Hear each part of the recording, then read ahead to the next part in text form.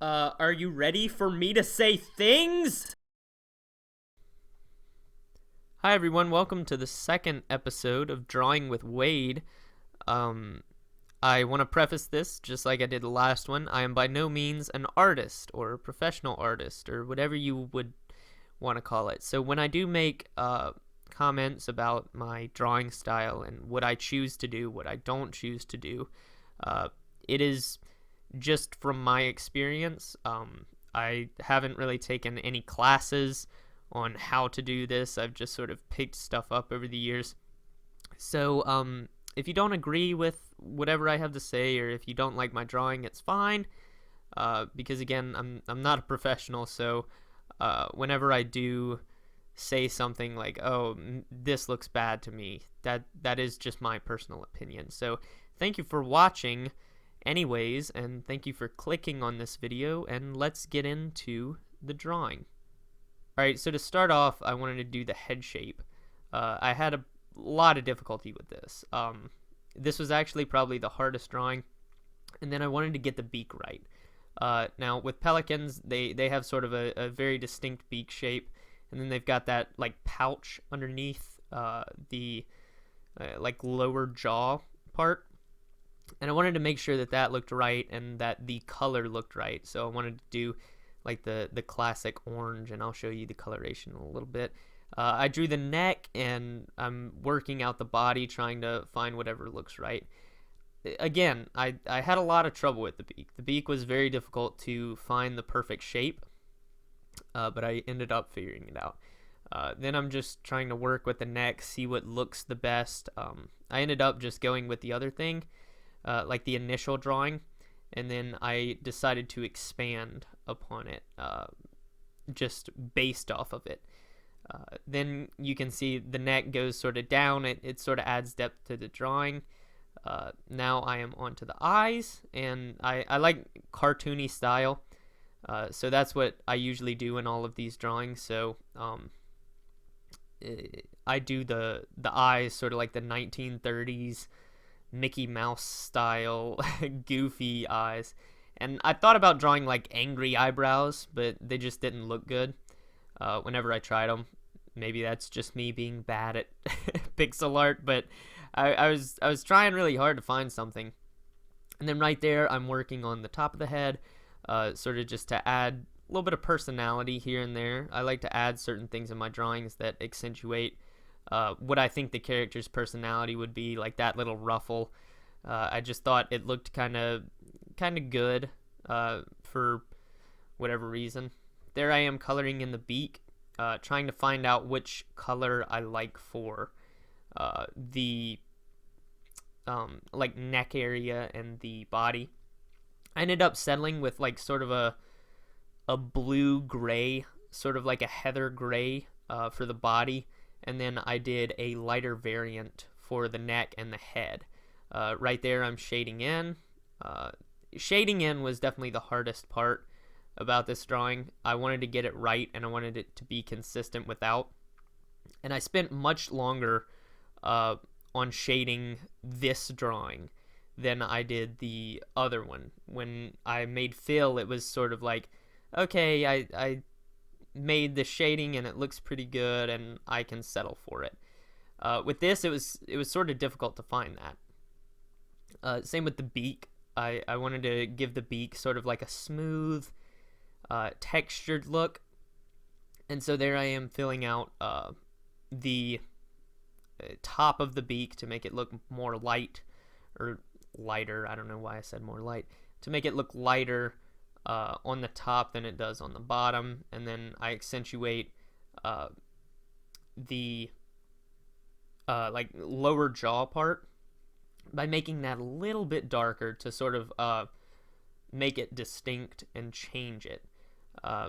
Right there I'm deciding what to do with the body, and later on in the video I do decide what I want to do, but it took a lot of sort of just sitting down and trying to find out what I liked, what looked the best, what was easiest per se.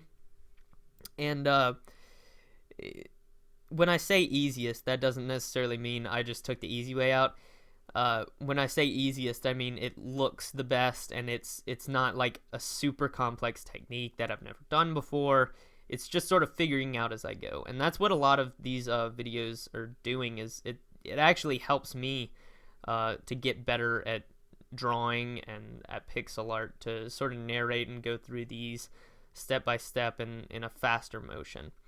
I decided I wanted to add in some feathers around the neck area just to make it look more like a separation of like a bird's neck instead of like a really hard black line.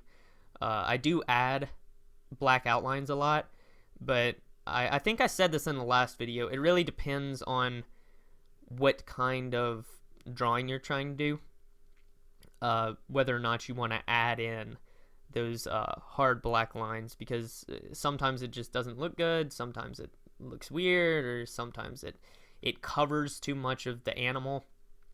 But this palette that I use, this like workspace, is 100 pixels by 100 pixels, if you were curious to know what it was. Right here, I'm still trying to figure out the shading. It's very difficult. I wanted the light to sort of be on the back end of the bird.